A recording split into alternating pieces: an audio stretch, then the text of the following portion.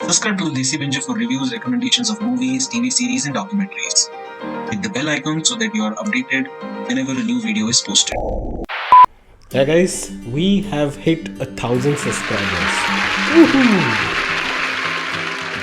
I would like to thank each and every one of you for being part of this journey. Your encouragement is the fuel that keeps this channel going. I also want to thank those who have not subscribed but still watch all of my videos, which as per my YouTube studio analysis is almost 50%. Thank you. But कर लो ना subscribe, क्या जाता है?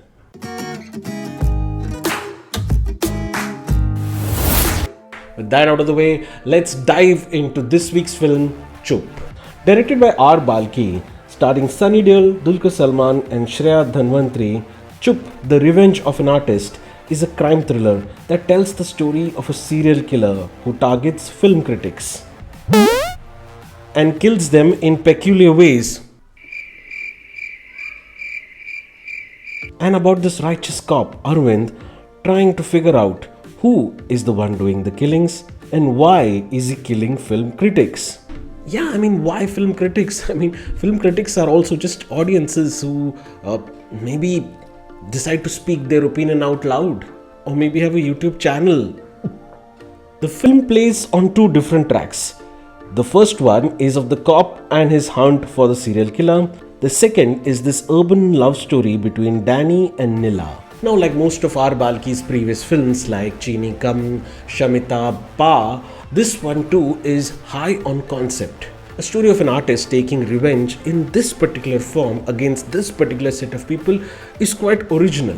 A fact that this film itself acknowledges when the character of Arvind asks the film critic, "Is this serial killer trying to copy from another film?"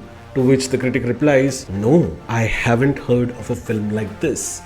This originality in concept, along with the most unusual casting choices, gets you hooked into the film right from the start. Writer Rajasen, who is a film critic himself, ensures that the dialogues are fresh, snappy, and devoid of any cliche, unlike what we saw in Brahmast. The music also, which borrows heavily from Guru Dutt's works such as Kagas Ke Phool and Pyasa, it is tweaked just enough to give you a sense of dread and suspense when the film wants it to, but at the same time it also gives you a sense of comfort and calm during other times.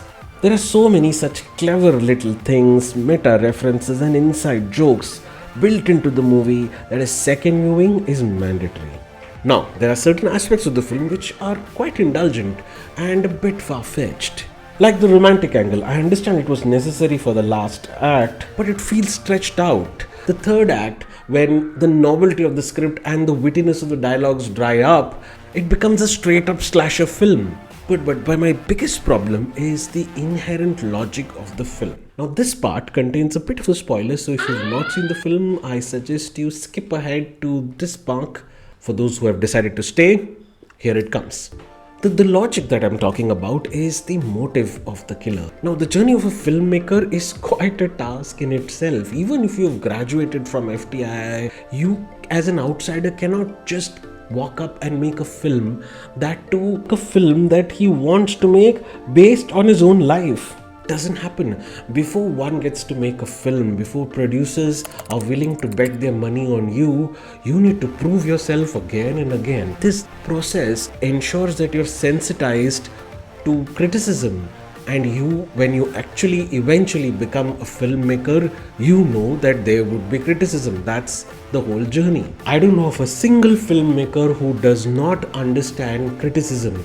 The way they react to it could be different, but by the time you're a filmmaker, you have understood criticism. Now that, according to me, was a serious flaw in this film. But as a film lover, I decide to give that a pass. Why, you ask? Because the film overall engaged me, and that's an important criteria. The writing is efficient and stays true to the story that it is telling, without dragging it too much. The direction too is on point. The tribute to Guru Dutt is done gracefully. It's never in your face. The performances are also very restrained.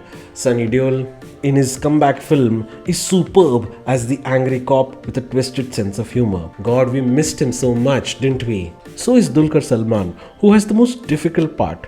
He mixes charm, madness, unpredictability and mischief in exactly the right proportions that is needed for this role. Shreya, who has been on the rise since Scam 1992, shows us why is everyone talking about her. In perhaps her first performance as the leading lady, she shines holding her own in front of these powerhouse performers. All in all, Chup is a conversation starter about the relationship between filmmaker and film critics. It doesn't matter if I disagree with its logic, but it is still a point that needs to be discussed.